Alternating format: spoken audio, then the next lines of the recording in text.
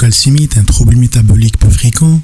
Comme j'ai déjà dit dans le cours d'hypercalcémie, il faut toujours calculer la calcémie vraie afin d'éliminer une fausse hypocalcémie par diminution de la fraction liée aux protéines comme de le syndrome néphrotique par exemple, alors que la fraction ionisée libre est stable et qui représente la variable régulée.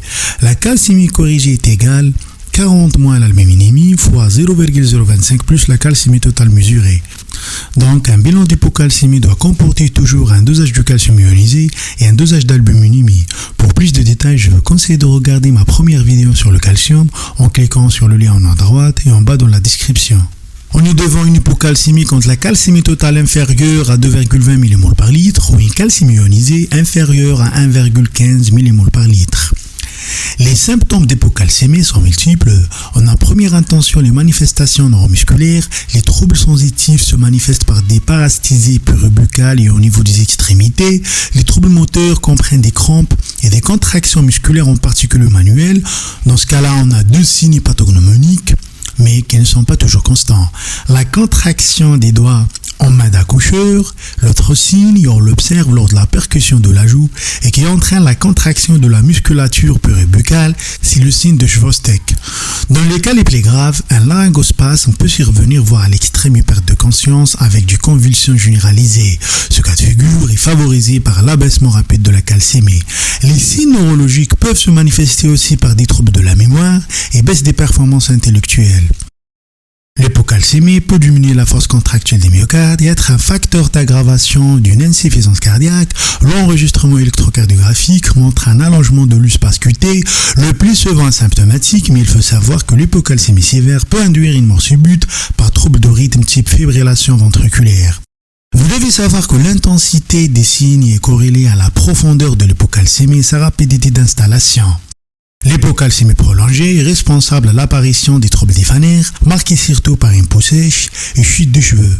Afin de bien comprendre les causes d'hypocalcémie, je vais jeter un coup d'œil sur la fonction des hormones de l'homéostasie calcique. Les deux principales hormones que régulent la calcémie sont la PTH, c'est une hormone hypercalcémiante synthétisée par la glande parathyroïde et sécrétée dans le sang en réponse à l'hypocalcémie. Son rôle est la libération de calcium de l'os, donc l'osmolyse, par stimulation des osteoclastes. Elle augmente aussi la réabsorption rénale du calcium et inhibe la réabsorption du phosphore. La PTH stimule la synthèse de la vitamine D active par la stimulation de la synthèse de la 1-alpha-hydroxylase dans le tube proximal, enzyme clé dans la transformation de la vitamine D en forme active qui est la 1,25-hydroxyvitamine D. Le calcium exerce un feedback négatif au niveau de la parathyroïde via les récepteurs sensibles au calcium. La vitamine D augmente l'absorption digestive du calcium et du phosphore. Tout simplement, l'hypocalcémie survient lorsque la perte nette du calcium depuis le compartiment extracellulaire dépasse l'apport du calcium en provenance de l'intestin ou de l'os. Selon le mode d'installation, on peut diviser les causes d'hypocalcémie en deux parties. Les causes d'hypocalcémie chronique, dont le mode d'installation est progressif, et les causes d'hypocalcémie aiguë, quand le mode d'installation est rapide. Pour les causes chroniques, en raison de la très grande quantité de calcium stocké dans l'os qui peut être mobilisé afin de maintenir la calcémie normale, une hypocalcémie chronique ne peut survenir que s'il existe une anomalie de la production d'action cellulaire soit de PTH, soit de vitamine D.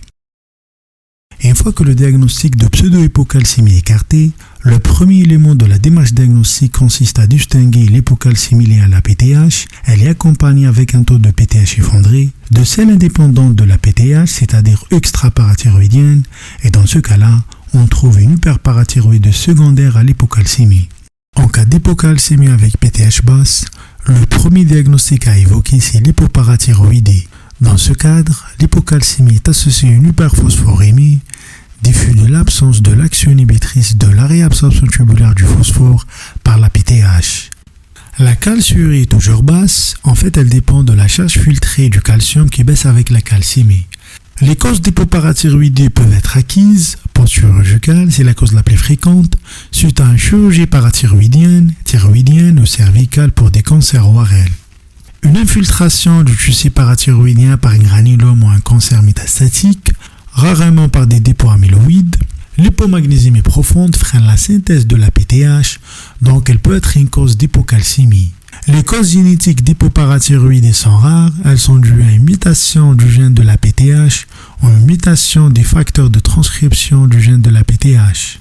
Quand la PTH est élevée, on a 3 entités à évoquer: la carence en vitamine D, l'insuffisance rénale chronique et la pseudo-hypoparathyroïdie. En cas de déficit en vitamine D native ou active, la calcémie est maintenue normale grâce à la stimulation de la synthèse de PTH. Donc on aura une hyperparathyroïdie secondaire. Si les apports calciques sont insuffisants, l'hypocalcémie peut apparaître. Les principales causes de déficit en vitamine D native sont un apport alimentaire insuffisant et l'exposition insuffisante aux ultraviolets, donc au soleil.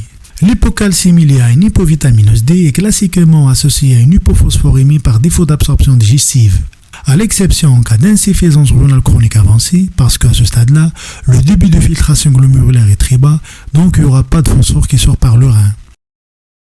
Au cours de la maladie rénale chronique, la diminution du débit de filtration glomérulaire peut s'accompagner des troubles phosphocalciques, incluant une hypocalcémie par défaut de la 1-alpha-hydroxylation rénale de la vitamine D inactive en calcitriol qui est la forme active. La calcémie reste le plus souvent normale jusqu'à un stade préterminal. Et si on parle sur la pseudo-hypoparathyroïdie, il faut savoir que c'est une cause très rare d'hypocalcémie. La pseudo-hypoparathyroïdie, c'est une résistance périphérique à l'action de la PTH. Le tableau biologique est celui d'hypoparathyroïdie, mais avec une PTH très élevée. Vous devez savoir que l'action de la parathormone sur l'os et le rein est médiée par l'AMP cyclique qui est générée en réponse à la liaison de la parathormone sur son récepteur et qui est dépendante du magnésium. Les principales causes de pseudo-hypoparathyroïdie, on a les causes génétiques, sont dues à une mutation du gène codant pour la protéine non aval du récepteur de la PTH et la pseudo-hypoparathyroïdie fonctionnelle suite à une hypomagnésémie. L'hypocalcémie aiguë est le plus souvent la conséquence d'une mobilisation du calcium circulant, soit par précipitation, soit par transfert. Pour la précipitation, elle peut se faire en intravasculaire, on la voit au cours du syndrome de l'est fémoral ou suite à une rhabdomyolyse. On a la libération massive du phosphore par la lyse cellulaire, ce dernier se lie au calcium pour former des dépôts phosphocalciques en induisant une hypocalcémie. La précipitation phosphocalcique peut se faire aussi au niveau tissulaire dans l'utus nécrosé, en cas de pancréatite aiguë par exemple, ou même dans la rhabdomyolyse. Le transfert du calcium par fixation du calcium circulant de l'os qui constitue le syndrome D de l'os affamé, il survient après parathyroïdectomie pour hyperparathyroïdie primaire ou lors d'une activité physique après une immobilisation prolongée. L'alcalose aiguë réduit la calcémie ionisée en augmentant la liaison du calcium à l'albumine sans modifier la calcémie totale. Pour la prise en charge d'hypocalcémie, lorsque la calcémie est accessible à un traitement, la prise en charge doit d'abord être étiologique. Le traitement symptomatique comporte l'apport de calcium par voie orale, en général une prise de 2 à 3 comprimés de 500 mg par jour. La voie parentérale est réservée en cas d'hypocalcémie aiguë symptomatique. La correction d'une hypomagnésémie est fondamentale si elle est présente. On a déjà expliqué que la présence du magnésium est nécessaire pour l'action de la PTH sur son récepteur. Correction d'une carence en vitamine D, donc on doit assurer un apport de vitamine D suffisant, sous forme de 25-hydroxyvitamine D qui représente la forme inactive ou sous forme de la 1,25-hydroxyvitamine D qui représente la forme active. En cas de maladie rénale avancée, on prescrit chez ces patients la vitamine D hydroxylée en position 1. Cette hydroxylation doit se faire au niveau rénal dans les conditions physiologiques parce que, comme vous savez, chez les insuffisances rénales chroniques, on a un défaut de la 1-alpha-hydroxylation par défaut de synthèse de la 1-alpha-hydroxylase au niveau du tube proximal.